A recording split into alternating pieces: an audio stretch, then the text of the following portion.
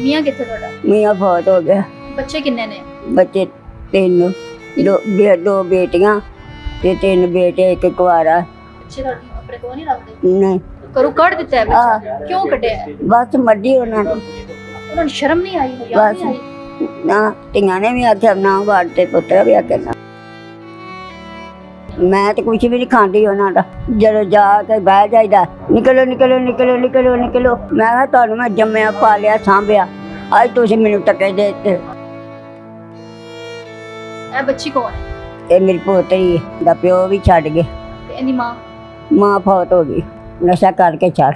ਅੱਲਾ ਤੁਹਾਡੀ ਜ਼ਿੰਦਗੀ ਲੰਮੀ ਕਰੇ। ਤੁਹਾਨੂੰ ਅਗਰ ਕੁਝ ਹੋ ਜਾਂਦਾ ਤੇ ਆ ਬੱਚੀ ਦੇ ਕੌਣ ਹੈ? बच्ची दा धिगे अल्लाह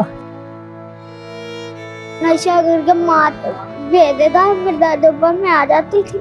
रो क्यों रही? क्या हो गया? बस